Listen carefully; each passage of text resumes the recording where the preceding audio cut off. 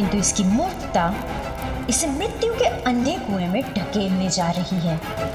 ब्रह्मदेव के वचन नहीं झुठलाए जा सकते। उनके शाप के अनुसार वो बालक अवश्य इसका अंत करेगा। अच्छा ही है, वहां ये अपने प्राणों से मुक्ति और यहाँ मुक्ति मुझे मिलेगी इसके आतंक से।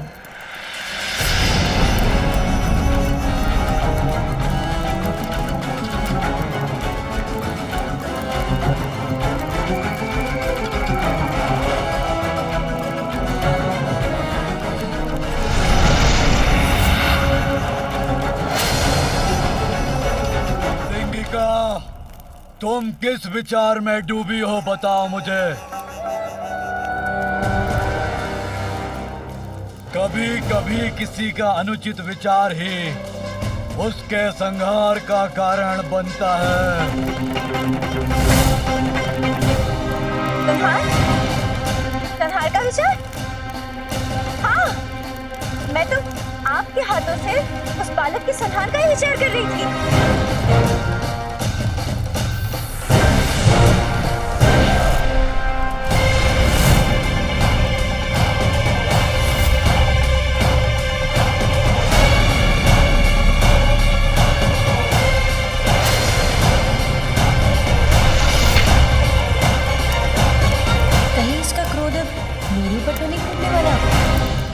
कभी कभी मन में उपजे विचार पर पुनः विचार करके कोई कार्य करना चाहिए। मैं ब्रह्मदेव के श्राप का विचार करके रुक गया।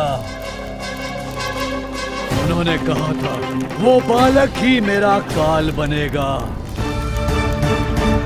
उनके वो शब्द भूला नहीं हूं मैं। महादेव और देवी पार्वती का दूसरा पुत्र तुम्हारा काल बनकर प्रकट होगा।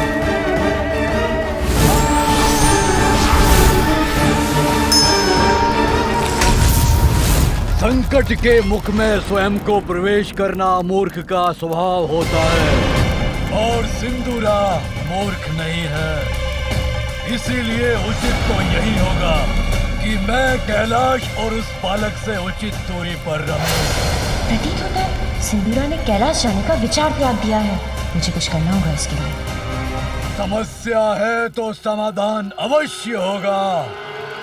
सिंदूरा इस समस्या का उपाय अवश्य ढूंढेगा। अवश्य अंत होगा उस बालक का। तब तक धैर्य रखो बुढ़िया सिंगिका, शांत रहो। बच गई।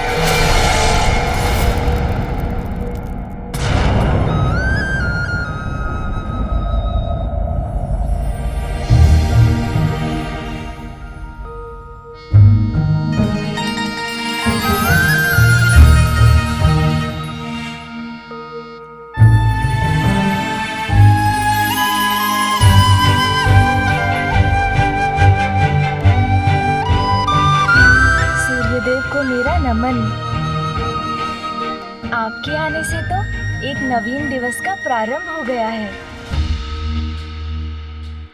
अब तो कुछ कार्य करना होगा मुझे, किंतु मैं क्या करूं?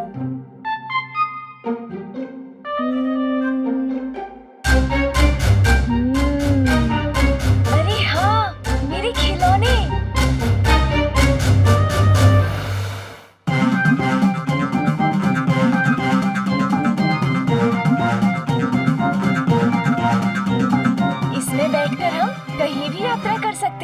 है ना? मेरे प्यारे खिलौने, मेरे प्यारे खिलौने। पुत्र, माँ,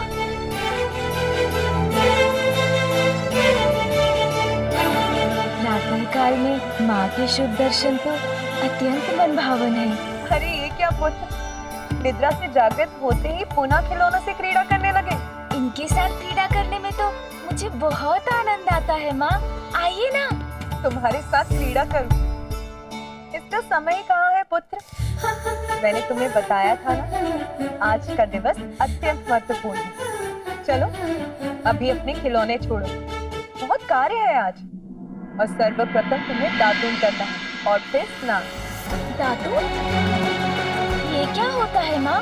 तुम आओ तो सही, फिर तुम्हें बताती हूँ दातुन क्या होता है। उचित है माँ, चलिए।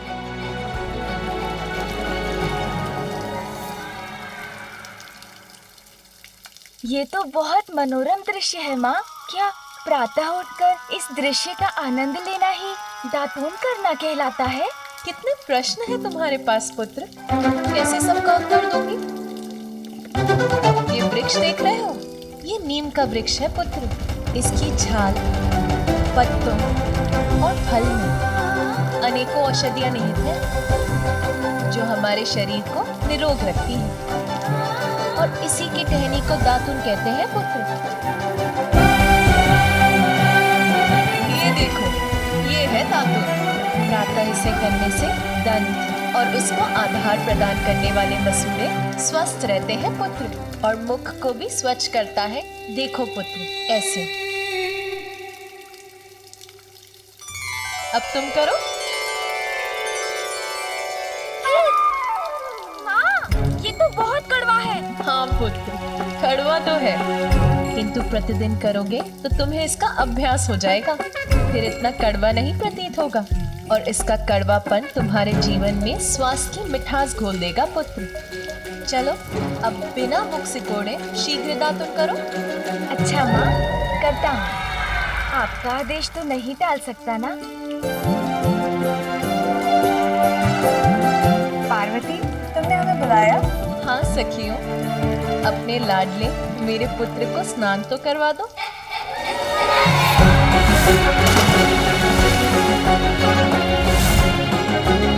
मौसी जी, आप मेरे पिछले स्नान को लेकर अभी भी कुपित हैं क्या? किंतु उसमें मेरा क्या दोष? मैं जल में कूदा तो पानी आप पर छिटक कर आ गया। अच्छा, आज सावधानी से कूदूंगा कुंड में।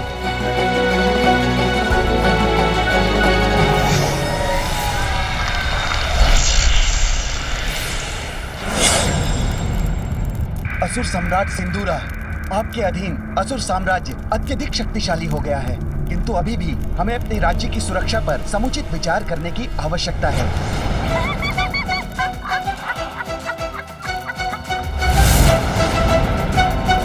ऐसी कौन सी बात है जिस पर तुम्हारी हंसी फूट रही है बुढ़िया सिंगिका? मंत्री जी, आप यहाँ से जाइए।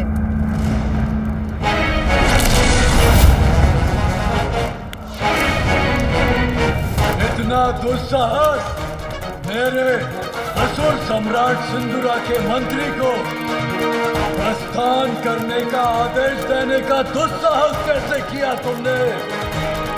जानती हो इसका परिणाम? क्या तुम्हें अपने प्राण प्रिय नहीं है? प्राणों का संकट मुझ पर नहीं मंडरा रहा है।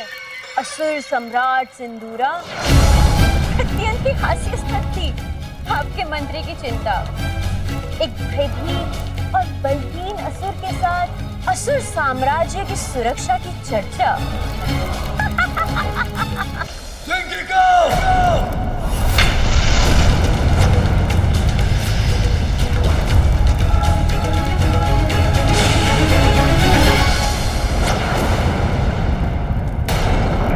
ऊंचे स्वर में चिल्लाने से कोई महाबली नहीं बन जाता असुर सम्राट। बरसने वाले मेघ गरजते नहीं हैं, और जो मेघ गर्जन करते हैं वो चाहे कितने भी शक्तिशाली क्यों ना हो, हवा का एक छोटा सा झोंका भी उन्हें उड़ा के ले जाता है। एक छोटे से बालक से भयभीत होने वाले असुर सम्राट की गर्जन भी उसे गरजने वाले मेघ के समान है, क्योंकि मेरे समक्ष जो ये सिंदूरा खड़े हैं, ये वो नहीं है जिन्होंने गज बुखासुर जैसे भयावह असुर को पराजित किया था। स्मरण कीजिए असुर सम्राट, स्मरण कीजिए।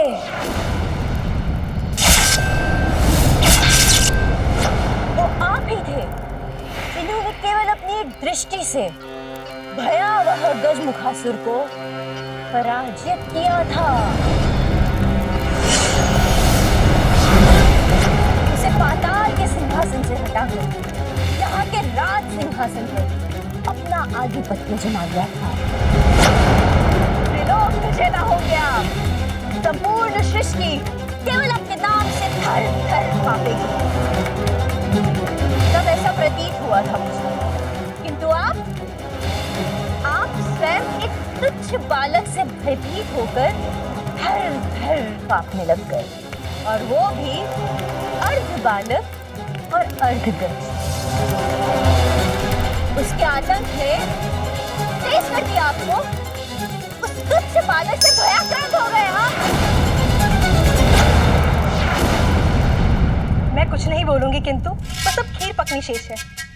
यदि मैं यहाँ नहीं होती तो मेरी पुत्री पार्वती ये सब व्यवस्था अकेली कैसे कर पाती? माँ, अभी तक आप तैयार नहीं हुई।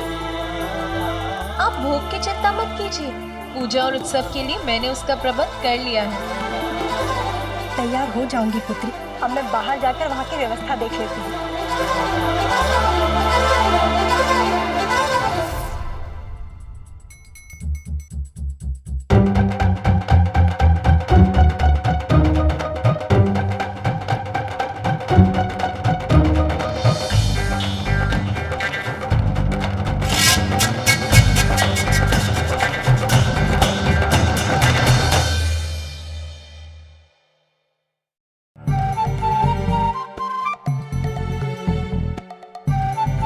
यहाँ तो कोई सजावट नहीं, न कोई पुष्प, न कोई रंगोली। और ये गण तो ऐसे बुहार रहा है जैसे इसको किसी ने भारी दंड दे दिया हो।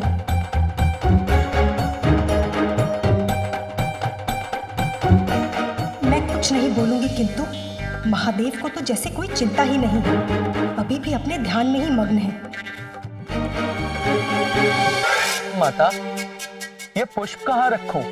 यहाँ या कहीं और? मैं कुछ बोलूं? पुत्री, मैंने सोचा था कि मैं आज कुछ भी नहीं बोलूं, किंतु पूछना तो पड़ेगा ना कि यहाँ कोई सजावट क्यों नहीं है? ना कोई मंडप, ना तोरण, और ना ही पुष्पों की लड़ियां, कुछ भी नहीं है ना माता। आप तनिक भी चिंता ना करें, हमने समुचित व्यवस्था कर ली है। देखिए, यह गण कितनी तत्परता के साथ इस स्थान को स्वच्छ कर रहा है। बस वो होते ही हम दोनों इन पुष्पों से इस स्थान की सजावट कर देंगे। नंदी, आज सभी देवी देवता, यक्ष, गंधर्व आदि इस उत्सव के लिए यहाँ पधार रहे हैं, और तुम इतने ही पुष्प लेकर आए हो। किंतु माता, देवी देवता तो प्रतिदिन महादेव के दर्शन के लिए आते हैं। उनके आगमन पर हम कभी भी कैलाश को पुष्पों से नहीं सजाते। मैं कुछ नहीं बोलूंगी, किंतु आज कोई छोटा मोटा उत्सव नहीं है, पार्वती नंदन के नामकरण का उत्सव, भव्य उत्सव है। पुत्री पार्वती, तुम्हारी छठी और नामकरण के समय सारा राजभवन चमक दमक से जगमगा उठा था। ऐसा प्रतीत होता था जैसे हीरे और अन्य रत्न जड़ दिए गए। इतना भव्य उत्सव था, ऐसी सजावट कि जिसे आज भी विस्मय से स्मरण किया जाता है। किंतु यहाँ देखकर तो ऐसा प्रतीत हो रहा है कि कुछ भी विशेष होने वाला ही नहीं। कितने से पुष्पों से सजेगा ये भवन? शांत हो जाइए माँ, चिंता मत कीजिए, आप निश्चिंत रहिए। ये उत्सव मेरे छठी और नामकरण संस्कार से भी अधिक भव्य होगा। नीलकंठ,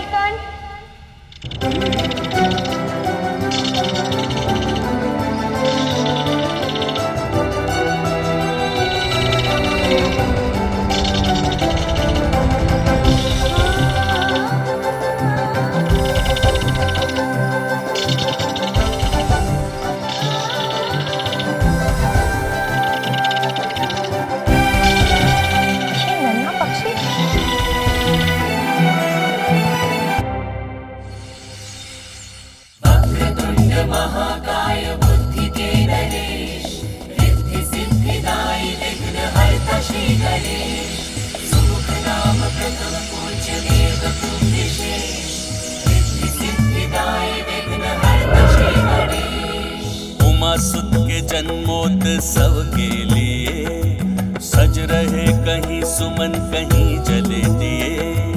नीलकंठ पंछी सिंहराज की लहरी सज्जित कैलाश कर रहे हैं सभी। रंगोली तोरण और पुष्प लड़ी गण प्रसन्न मैना अचंभित खड़ी। सारे जीव पूर्ण सामर्थ्य से व्यस्त शुभ कार्य में सृष्टि जुट समस्त।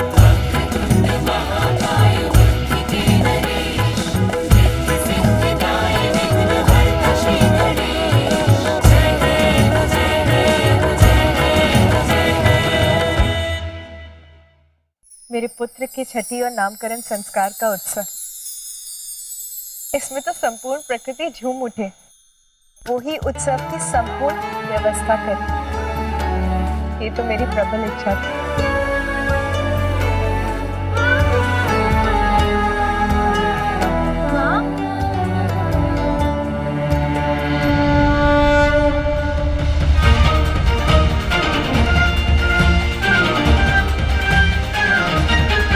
मेरे पुत्र, मेरे मंगल मूर्ति,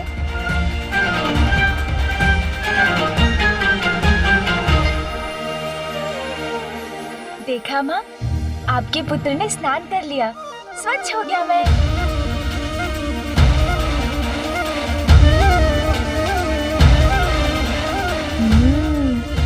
इतनी सजावट। वाह माँ, हमारा भवन तो बहुत ही सुंदर लग रहा है। और ये फल तो बहुत ही सुंदर है माँ, स्वादिष्ट भी होंगे। अब तो इन्हें खाना ही होगा। रुको पुत्र। क्या हुआ नानी जी, आपने मुझे रोक क्यों दिया? इतना उतावलापन उचित नहीं। पूजा के भी कुछ विधि विधान होते हैं। आज तो तुम पूजा संपन्न होने के बाद ही भोजन प्राप्त कर सको। हाँ पुत्र, नानी माँ उचित कह रही है। आज तुम मेरी अनुमति मिलने तक कुछ भी नहीं खाओगे, समझ गए ना? हाँ माँ, समझ गया मैं। माता, अतिथियों का आगमन प्रारंभ हो गया है।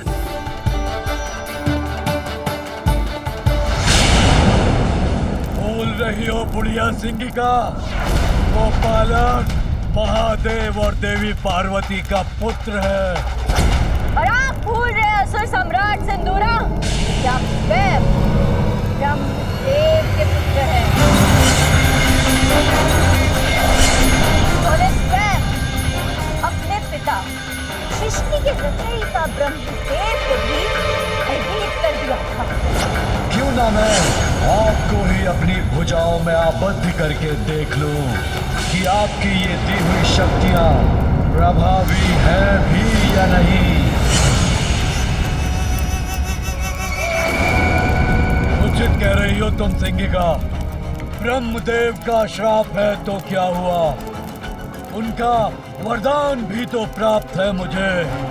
अपनी भुजाओं में भरकर मसल के रख सकता हूँ अपने शत्रु को मैं।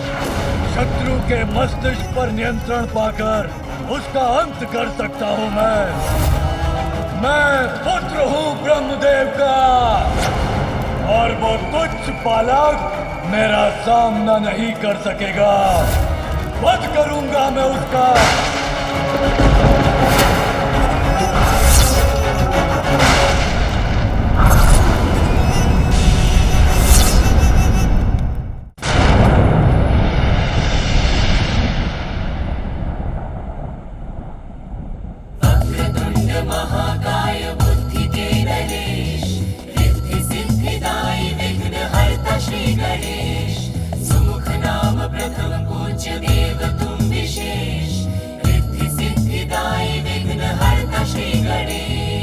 पार्वती नंदन का जन्म महोत्सव, साक्षी होने को आए देव व गंधर्व, बाल मुनि सप्त ऋषि गण भी सारे, सपत्नीक ब्रह्मा विष्णु भी पधारे। तब से उतरते वाहन सुसज्जित, कैलाश सज्जित व पूर्ण व्यवस्थित, नंदी श्रृंगी प्रेत तोतला सब गण, अगुआई अभिनंदन करके प्रसन्न, जया एवं विजया व मैनावती, भूप हिमावंत साथ द्वारे खड़ी।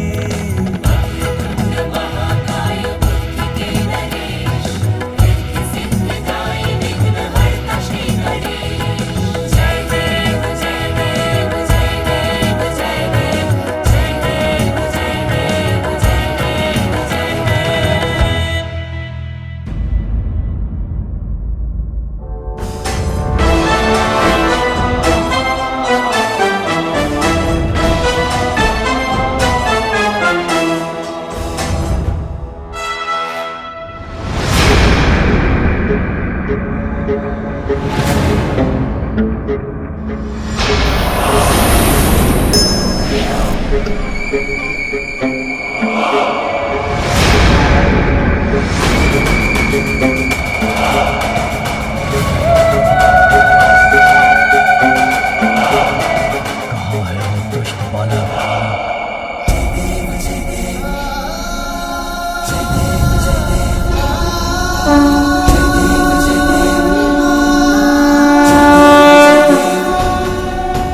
जय जय श्री गणराज विद्या सुखदाता, धन्य तुम्हारो दर्शन बेरा मन रमता। जय देव भाव भगत से कोई शरणागत आवे, संतत संपत सबही भरपूर पावे। ऐसे तुम महाराज को अति भावे, कोसा भी नंदन निश दिन गुण गावे। जय देव जय देव।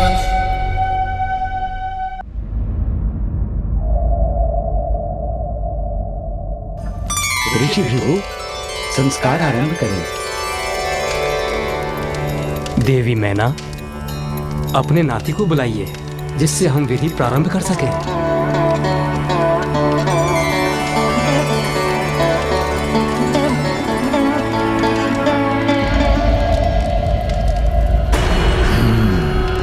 तो अब वो दुष्ट मेरे समक्ष तो आएगा। ये इतना समय क्यों लग रहा है इस विधि में?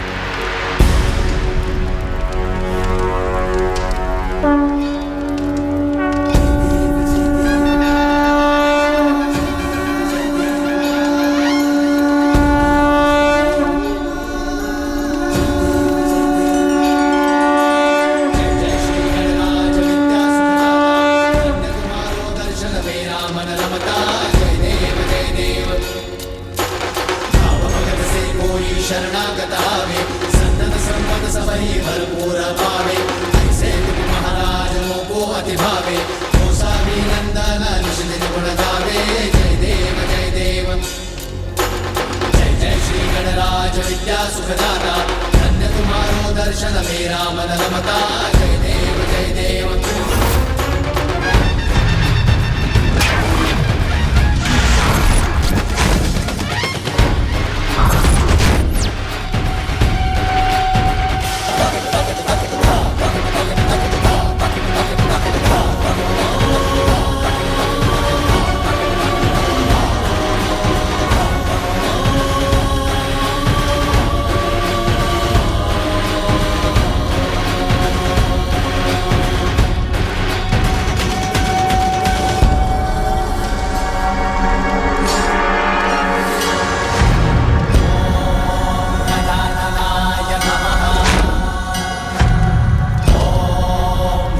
स्पष्ट नहीं देख पा रहा हूं उस बालक को मैं।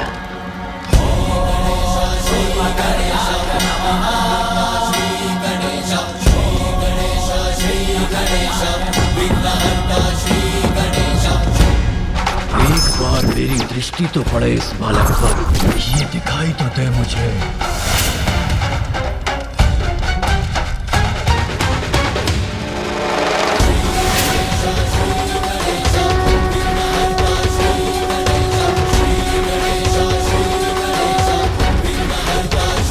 ये है वो बालक, ये तो इतना छोटा और दुर्बल है।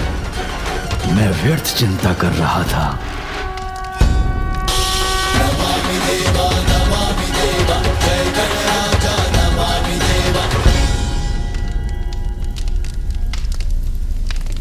सभी देवता है यहाँ, आप सभी को मेरा प्रणाम। कल्याण हो। प्रणाम मामा जी विष्णुदेव, मामी जी देवी लक्ष्मी, कल्याण हो पुत्र। फूफा जी ब्रह्मदेव, बुआ जी देवी सरस्वती, आपको भी प्रणाम। आप सभी अतिथिगण यहाँ मुझे आशीर्वाद देने आए, ये मेरा परम सौभाग्य है।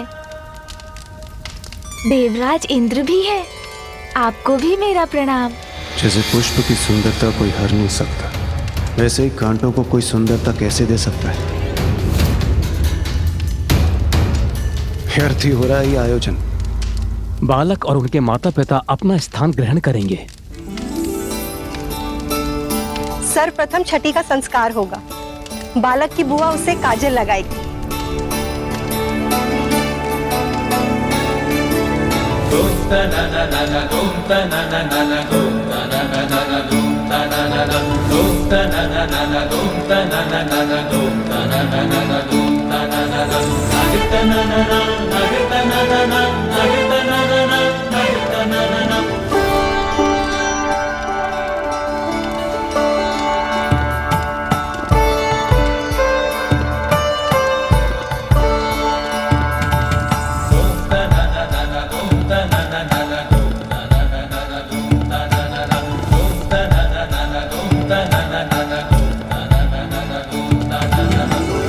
अब बालक का नामकरण होगा। अरे अरे, उससे पूर्व मुझे नेक लेना है बालक के पिता से।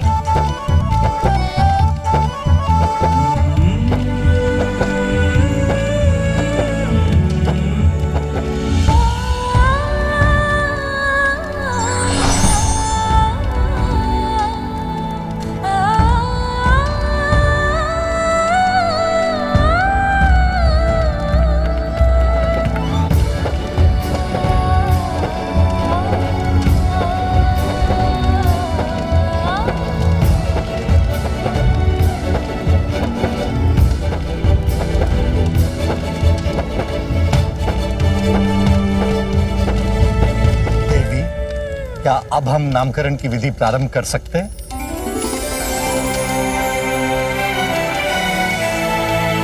मेरे पुत्र को नाम प्राप्त होगा।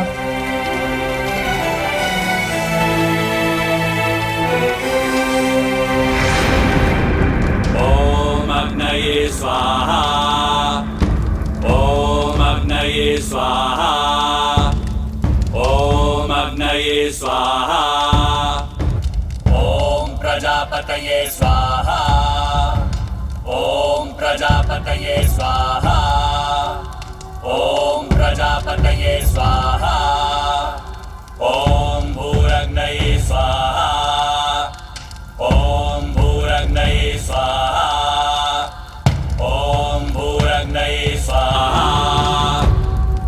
बालक की कुंडली प्रस्तुत की जाए। कुंडली? एक बार किसी प्रकार ये बालक मेरे हाथ लग जाए, फिर मैं अपने प्राणों के संकट से मुक्त हो जाऊंगा।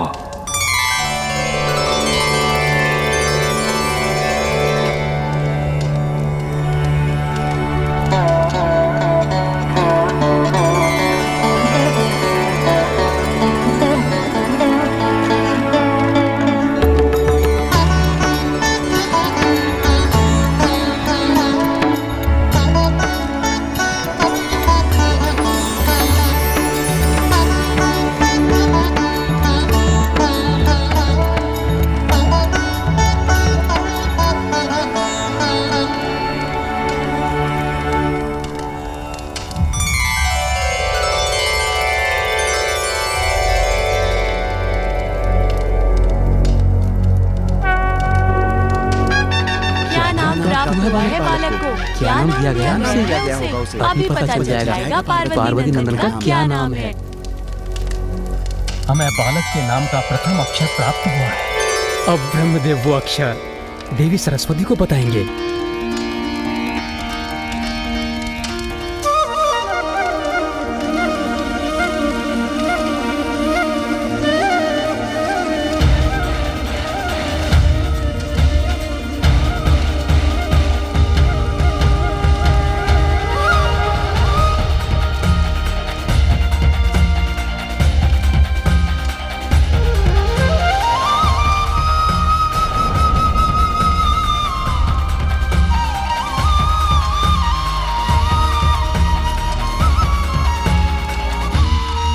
मेरे पुत्र के नाम का प्रथम अक्षर है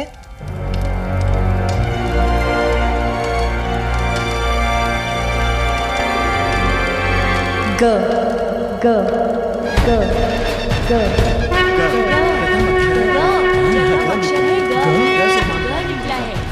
से नाम प्रारंभ होगा।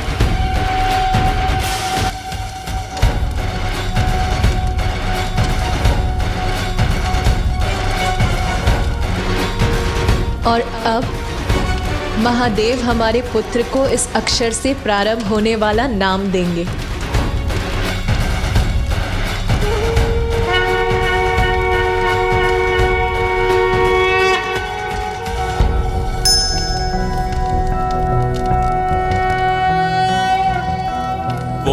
कोऽसि कतमोऽसि कस्यासि को नामासि यस्य ते नामा मन्महीयं त्वा सोमेनातितृपाम् भूर्भुवस्वः सुप्रजा प्रजाभिः स्याथं सुवीरो वीरः सुपोषपोषः ॐ कोऽसि कदमोऽस्येषोऽस्यमृतोऽसि आहस्पत्यं मासं प्रविश गजानन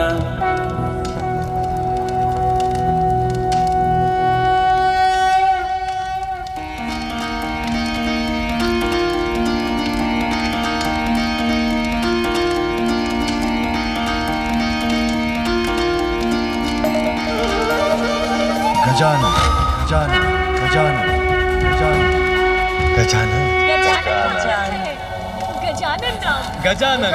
गजानन गजानन नाम गजानन गजानन गजानन गजानन गजानन गजानन गजानन गजानन गजानन गजानन गजानन गजानन गजानन तुम गजानन हो पुत्र। गजानन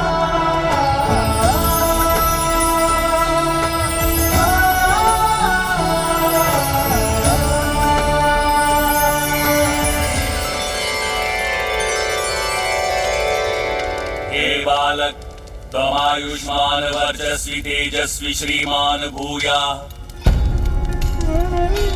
भिन्न भिन्न स्थानों पर जाकर बालक के नाम की घोषणा कर दो, जिससे सभी को महादेव और देवी पार्वती के पुत्र का नाम ज्ञात हो जाए।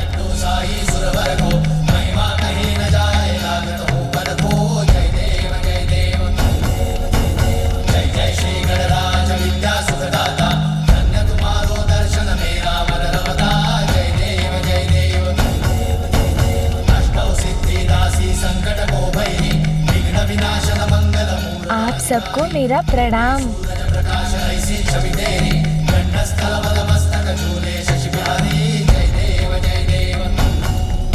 देवगण, अब विधियां संपन्न हो चुकी हैं।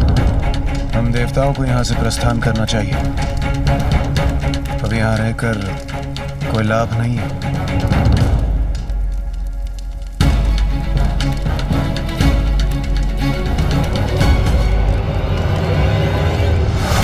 बालक का तो मैं अभी यही अंत कर सकता हूँ। बस एक बार ये मुझे अकेला तो मिल जाए। इस प्रसन्नता की घड़ी में आप सभी हमारे साथ यहाँ उपस्थित हुए। धन्यवाद स्वरूप मैं स्वयं आप सभी का मुख लड्डू से मीठा करवाऊंगी। अर्थात और विलंब होगा हमारे प्रस्थान में।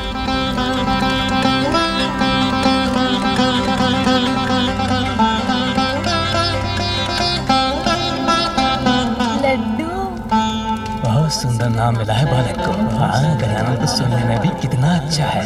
मुख तो अवश्य मीठा होना चाहिए। इतने आनंद की बात जो है, हाँ, आज है इतने आनंद का अवसर। भूख के कारण मेरा उदर अब ऐसी ध्वनि उत्पन्न कर रहा है। मुझे भोजन चाहिए माँ। माँ किधर गई?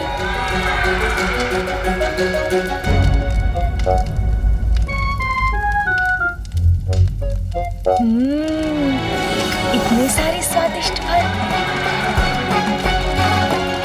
इन्हें ही खा लेता हूँ।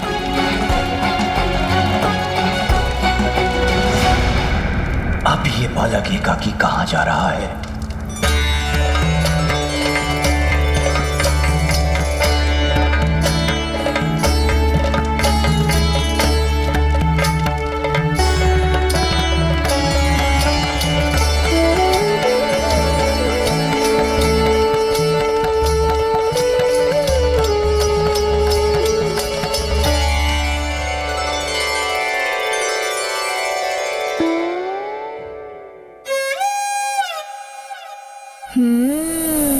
अब मैं इन्हें खाऊंगा।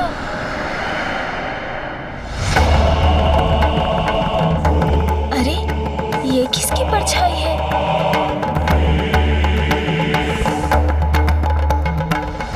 देवी पार्वती, हर्षोल्लास के इस वातावरण में आप हमें मत भूल जाइएगा। गजानन को नाम मिलने की प्रसन्नता में हमारा मुख भी मीठा करवाइए। यहाँ से शीघ्रता से जाना चाहता हूँ। ये देवी सची को समझ में नहीं आ रहा है क्या?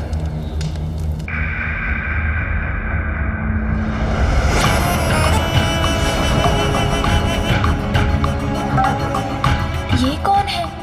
मुखमंडल सौम्य है, किंतु नेत्र ऐसे है जैसे ज्वाला धधक रही हो उनमें। जो भी है विचित्र है। विचित्र गजमुख बालक है ये, इसीलिए दुर्बल ही होगा। महादेव और देवी पार्वती का दूसरा पुत्र तुम्हारा काल बनकर प्रकट होगा। आप तुच्छ बालक से भयभीत होकर थर-थर कांपने लगकर। उचित कहती थी बुढ़िया सिंह का, व्यर्थ ही चिंतित था मैं इसे लेकर। पल भर में मिटा दूंगा मैं इसे।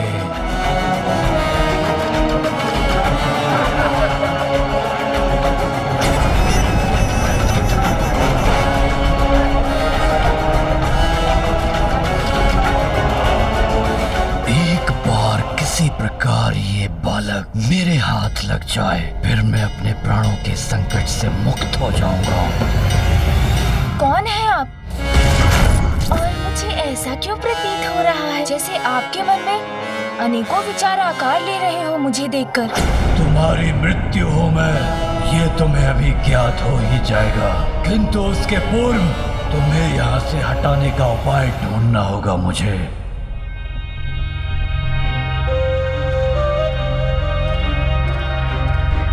कौन हो सकते हैं ये? मिल गया मुझे उपाय इस बालक के ध्यान को भटकाने का। ओह, तो आपकी भी दृष्टि इन्हीं फलों पर है। देखिए ना कितने फल है यहाँ, किंतु चुनाव करना कितना कठिन हो रहा है। मेरे मन में बस यही विचार आपस में संघर्ष कर रहे हैं कि मैं लाल फल चुनूं या हरा। अब क्या करना है उसका निर्णय तो लेना ही होगा ना। पर मैं निर्णय ले चुका हूँ मूर्ख बालक, किंतु तुम्हें कुछ भी चुनने की छूट नहीं दूंगा मैं। मेरे आदेश का पालन करोगे और हरा फल उठाओगे। हरा फल।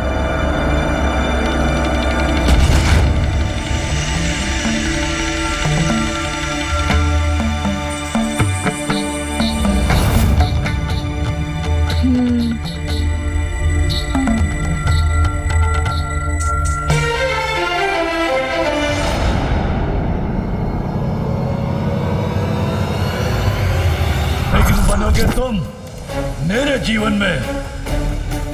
नहीं बालक, इसका तो एक ही परिणाम है, मेरे हाथों तुम्हारी मृत्यु।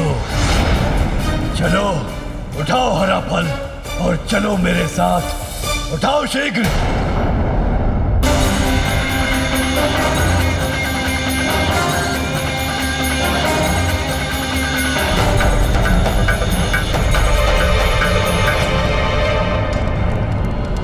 देवी पार्वती, किसका स्वर था ये? किसने पुकारा मुझे? देवी वजनी, शनिदेव।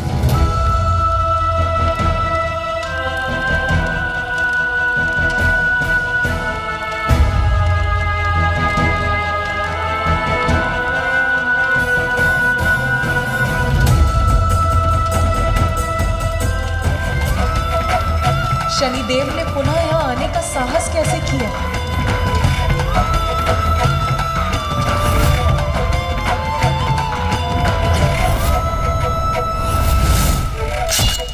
ठहर जाइए, किसी को भी भीतर जाने की अनुमति नहीं है।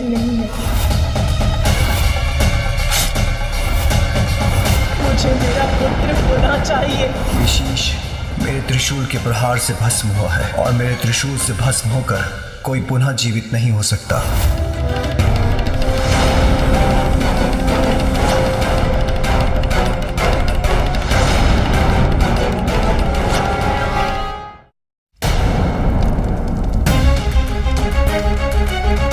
संकोच का कोई स्थान नहीं है। अब तुम्हें वही फल उठाना होगा जिसका चयन मैं कर चुका हूँ। उठाओ हरा फल, उठाओ बालक।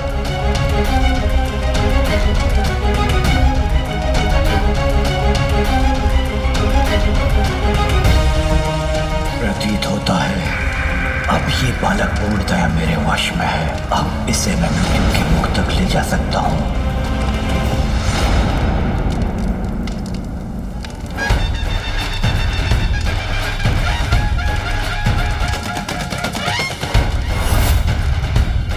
किंतु आपने तो मुझे बताया ही नहीं कि आप कौन हैं। ये तो मुझसे प्रश्न पूछ रहा है, अर्थात इसका मन मेरे नियंत्रण में नहीं। अच्छा बताइए ना, आप तो अवश्य मेरे नामकरण के उत्सव में भाग लेने आए होंगे, है ना? आपके यहाँ आने के लिए धन्यवाद। देखिए ना, मैंने तो अपना फल चुन लिया, किंतु उसका क्या लाभ? किंतु जब तक मुझे माँ अनुमति नहीं देती, तब तक मैं कैसे कुछ खा सकता हूँ?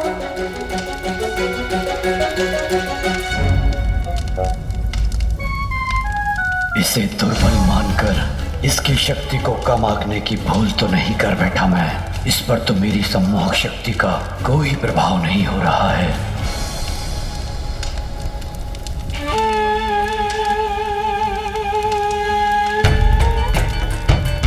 माता मुझसे बहुत बड़ी भूल हुई थी, मुझे क्षमा कर दीजिए। बड़ी कठिनाई से मैं यहाँ आपके समक्ष आकर क्षमा मांगने का साहस जुटा पाया हूँ। माते, मुझे क्षमा कर दीजिए। आपने तो मुझे उसी रात्रि दंडित कर दिया था माते, जिसके कारण आज तक मेरा पाप पीड़ा से ग्रस्त रहता है। माता है आप, और माता का हृदय तो अत्यंत विशाल होता है, अपनी संतान की अनेक भूलों को भी क्षमा कर देता है। तो आज अपने पुत्र के नामकरण संस्कार के दिवस क्या आप मुझे क्षमादान नहीं देंगी माते?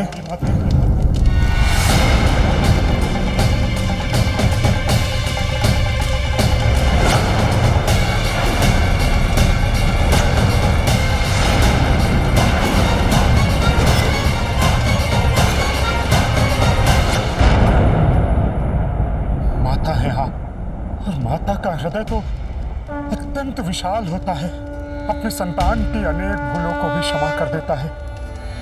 तो आज अपने पुत्र के नामकरण संस्कार के दिवस क्या आप मुझे क्षमादान नहीं देंगी माते?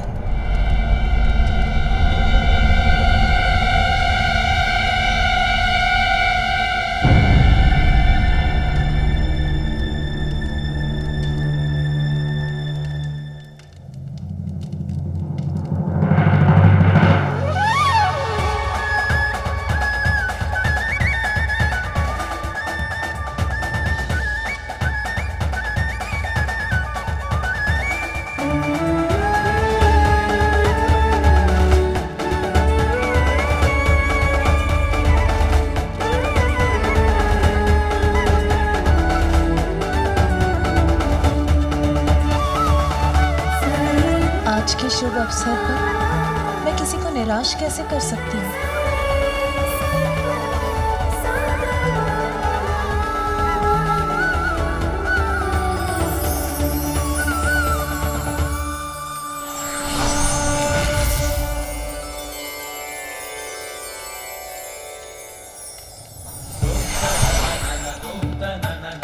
लीजिए शनिदेव, आपकी यहाँ की यात्रा और याचना दोनों सफल हुई। मैंने आपको क्षमा की। मेरा पांव पुनः कुशल हो गया, अब कोई पीड़ा नहीं है मुझे। मुझे क्षमा करने के लिए आपका कोटि कोटि धन्यवाद माता। मैंने आपको इतना कष्ट पहुंचाया कि तुम मेरी एक गुहार पर आपने मुझे क्षमादान दे दिया, मेरे सभी कष्टों को दूर कर दिया। इससे बड़ी उदारता और क्या होगी माता। देवी पार्वती, आपको कोटि कोटि धन्यवाद। आज के शुभ दिवस पर उपहार तो मुझे देना चाहिए था, किंतु हम पर उपकार आपने किया। मेरे स्वामी को क्षमादान का उपहार दिया आपने, जो मेरे और स्वामी के लिए वरदान के समान है। मैं तो बस गजानन को यही आशीष देना चाहती हूँ कि सभी अनिष्ट उससे सदा दूर रहे, कोई भी संकट उसके समीप आने से पूर्व ही नष्ट हो जाए। यही मेरी मंगल कामना है गजानन की। किंतु कहाँ है मेरा पुत्र गजानन? अतिथि सत्कार में इतनी व्यस्त हो गई कि बहुत समय से उसे देखा ही नहीं। देवी पार्वती, कोई और भी है जो आपसे भयभीत? कौन कौन भयभीत है मुझसे भ्राता श्रीहरि? वहां देखिए।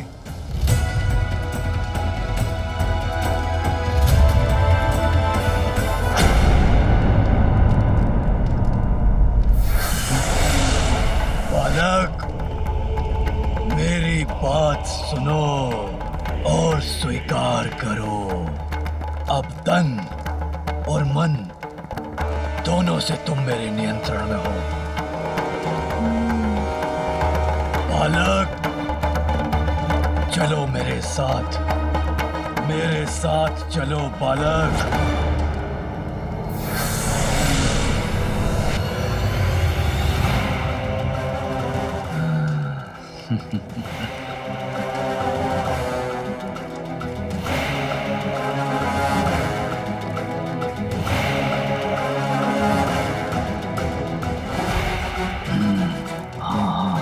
उचित है।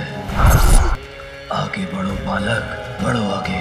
चलो मेरे साथ, चलो बालक।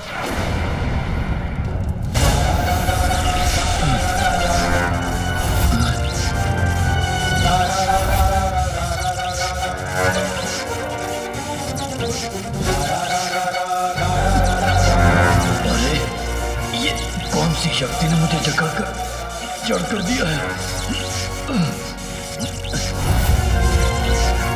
तनिक भी नहीं हिल पा रहा हूं मैं।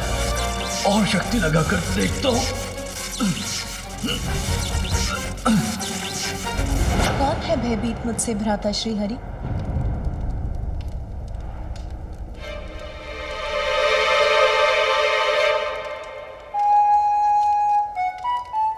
भ्राता नारायण, वो तो देवर्षि नारद है ना? वहां क्यों छिपे हैं? यहाँ क्यों नहीं आते? उन्हें मुझसे क्या भय? क्यों ना इस प्रश्न का उत्तर उन्हीं से पूछ ले। देवर्षि नारद, यहाँ आइए। देवी पार्वती आपसे कुछ पूछना चाहती है।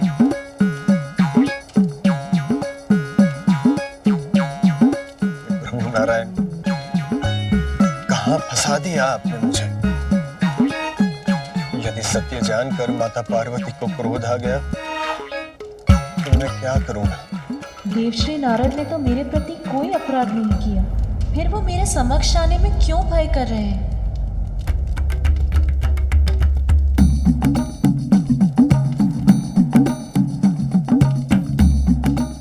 देवर्षि, आपके मन में जो भी विचार, निसंकोच होकर देवी पार्वती से कहिए।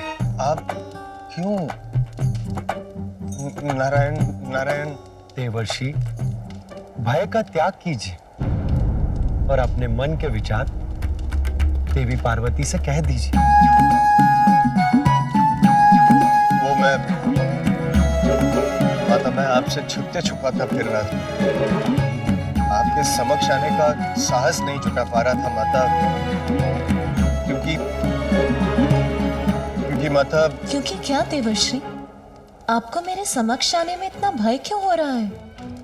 बहुत बड़ा दोष है मेरा माता।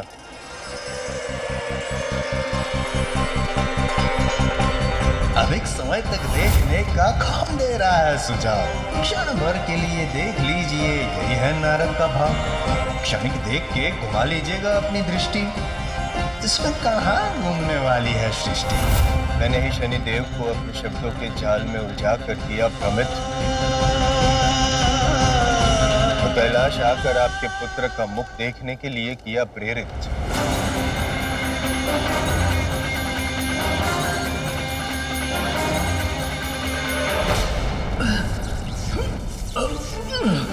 अपना पांव तक नहीं उठा पा रहा हूं मैं, क्या करूं अब? हाँ, उचित है। ये तो स्वर मेरा था, किंतु मैंने तो कुछ कहा भी नहीं। तो मेरे स्वर में मेरे शब्द, मेरे मस्तिष्क में कौन दौड़ा रहा है? कौन बुन रहा है ये माया जाल?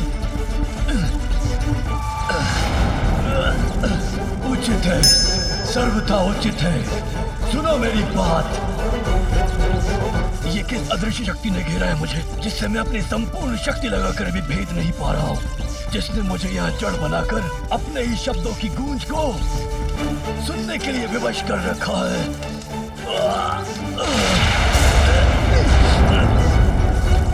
उचित है, सर्वथा उचित है।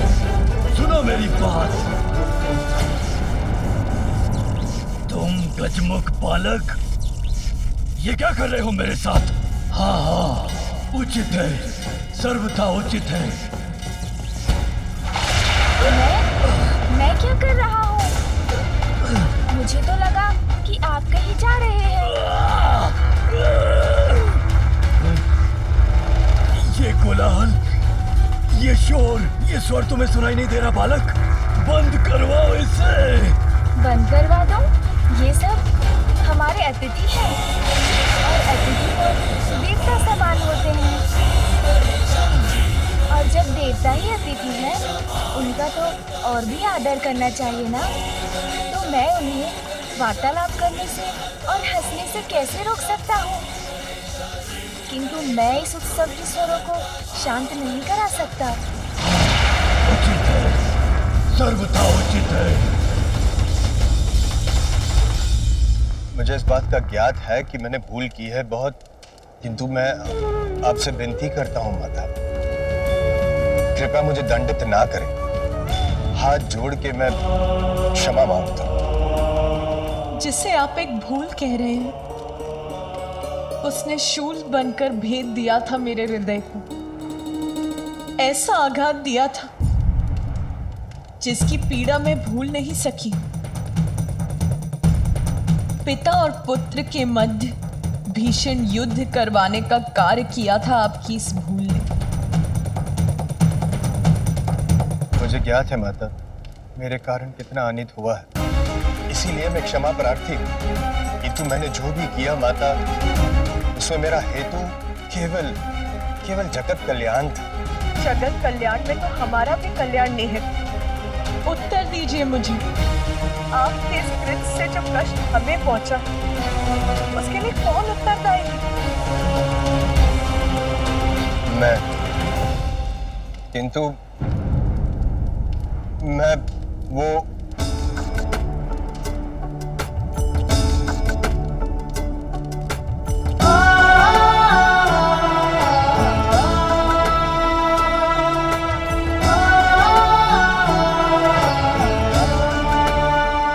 किंतु अंत भला तो सब भला। आज के इस आनंद उत्सव में मैं आपको दंड नहीं दूंगी देवश्री। आप भय मुक्त हो जाइए। नारायण नारायण।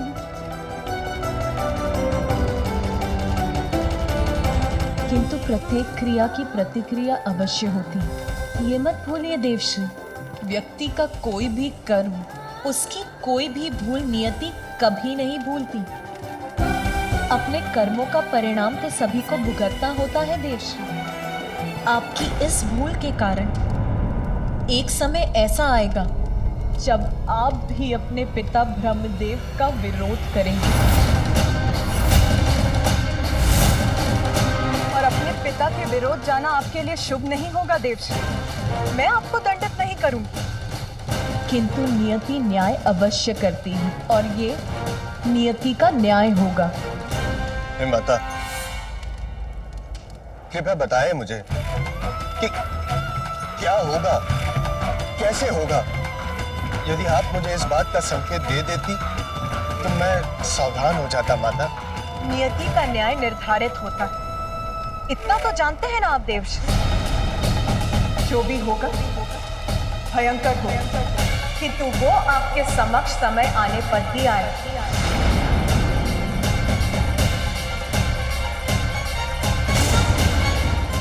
मुझे ऐसा प्रतीत हो रहा है जैसे मेरे मस्तिष्क में विस्फोट होने वाला है। ये कोलाहल मुझे प्रताड़ित कर रहा है बालक।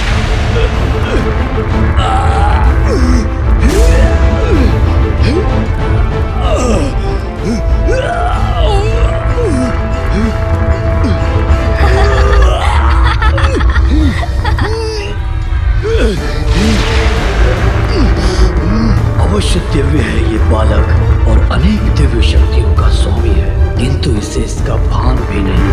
मैंने अपनी शक्ति से इसको सम्मोहित करने का प्रयत्न किया, किंतु विचार का जो वार मैंने इस पर किया वो तो उल्टा मुझ पर ही पड़ गया और मैं यहाँ जकड़ कर रह गया। इससे सावधान रहने की आवश्यकता है सिंदूरा।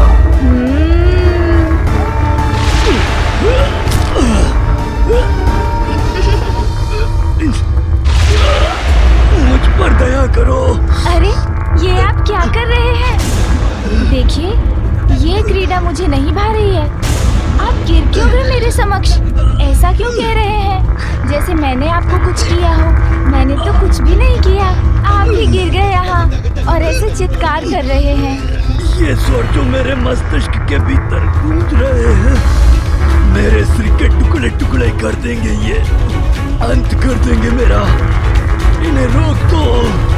ओह, तो आपके मस्तिष्क में कुछ है जिससे आप इतने विचलित हो रहे हैं। कोई बात नहीं, मैं अभी निकाल देता हूँ उसे। सुन जी, आइए इनकी पीड़ा दूर करते हैं।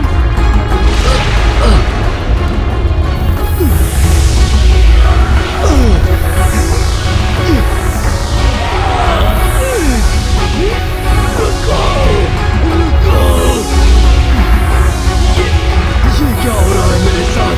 मैं वाष्प बनकर वायु में विलीन क्यों हो रहा हूँ? अरे सूंजी के ऊपर ये मक्खी कहाँ से आ गई?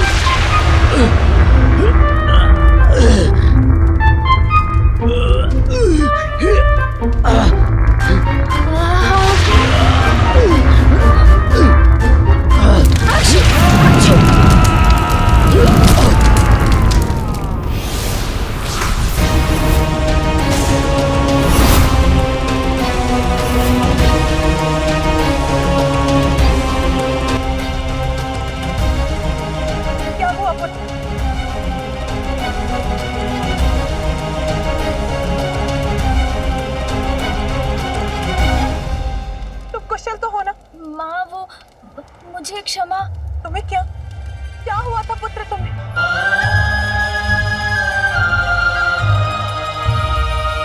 माँ अब व्यर्थ चिंता कर रही है, मुझे तो कुछ नहीं हुआ।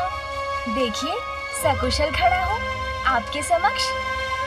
बस एक छींक आ गई थी मुझे, और हाँ एक कोई थे यहाँ, वो मुझे घूर घूर कर देखते रहे। फिर उनके सर में पीड़ा उठ गई। मैंने उनकी सहायता करने का प्रयत्न किया, किंतु छींक आ गई। फिर तो उनका रूप ही परिवर्तित हो गया माँ।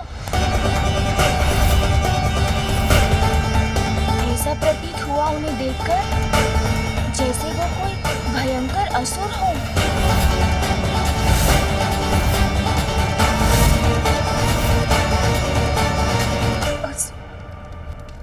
यहाँ कैलाश में?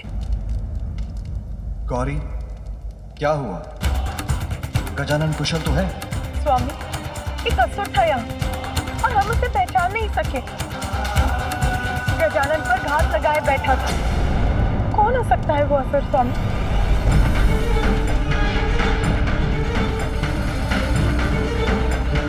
असुर और यहाँ कैलाश में असंभव। ये मात्र इस बालक की कल्पना से अधिक और कुछ भी नहीं है। देवी पार्वती आप चिंता मत कीजिए। वो जो भी था अब चला गया है, और अच्छी बात तो ये है कि वो गजानन का कोई भी अनिष्ट नहीं कर सका।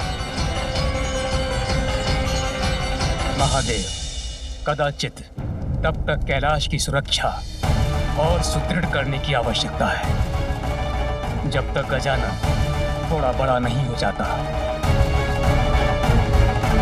माता, इसी पल से मैं और अन्य सभी गण बालक गजानन के समीप रहेंगे, सदैव उन पर दृष्टि बनाए रखेंगे। आप चिंता ना करें। आज उसका कोई अनिष्ट नहीं हुआ, इसीलिए शांत हो जाओ। यही सुझाव है ना आपका भ्राता श्री हरि नारायण, देवी लक्ष्मी। किंतु कैसे? सभी संकटों से संतान की रक्षा करना तो एक माँ का कर्तव्य होता है। अंतर मुंह खोले खड़ा, तो मैं उससे मुख कैसे मोड़ लूं? मेरे पुत्र का कोई अहित हो उसकी प्रतीक्षा नहीं करूंगी मैं, क्योंकि सब कुछ करने का भी क्या लाभ होगा। शांत नहीं रहूंगी मैं। ब्रह्मदेव, देवाधिदेव महादेव का निवास कैलाश है। संपूर्ण ब्रह्मांड में सर्वाधिक सुरक्षित यहाँ सुरक्षा में कोई कमी नहीं। कमी है तो कहीं ना कहीं प्रारब्ध में, जिसके कारण जन्म से ही मेरे पुत्र के जीवन पर कोई ना कोई संकट छाता रहा। सुनिए सब, जब तक मैं अपने पुत्र गजानन की सुरक्षा के प्रति निश्चिंत नहीं हो जाती, मैं अपनी चिंता नहीं त्याग सकती।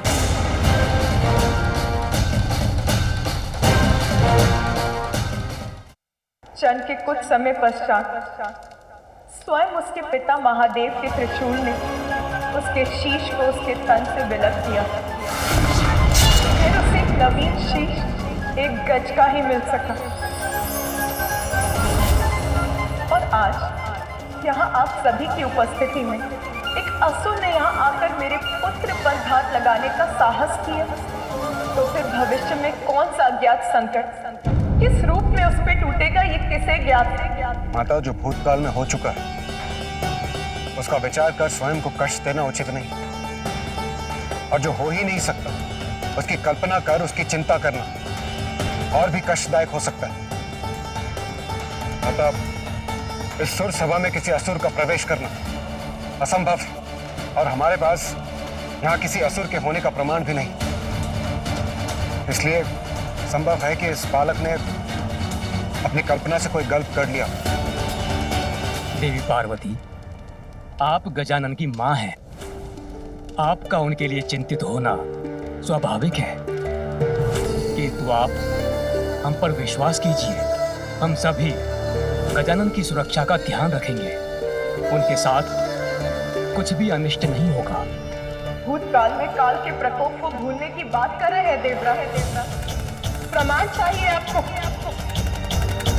देखिए गजानन का गठन और स्मरण कीजिए ये मुख उसे किस लिए देना पड़ा। ठहर जाइए, किसी को भी भीतर जाने की अनुमति नहीं है।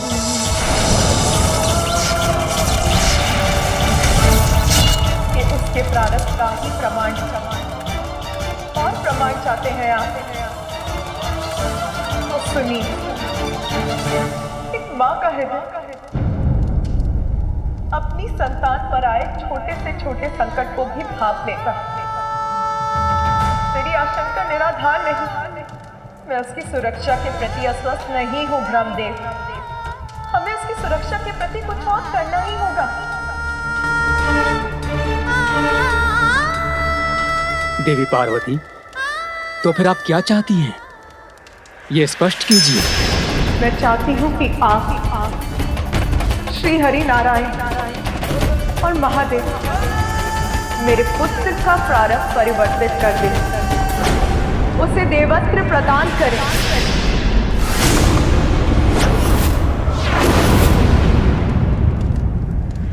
क्षमा करें माता, किंतु मैं आपका ये प्रस्ताव समझने में असमर्थ हूं। क्या केवल भोलेनाथ और आपके पुत्र होने मात्र गजानन को हम देवता के पद पर स्थापित कर सकते हैं?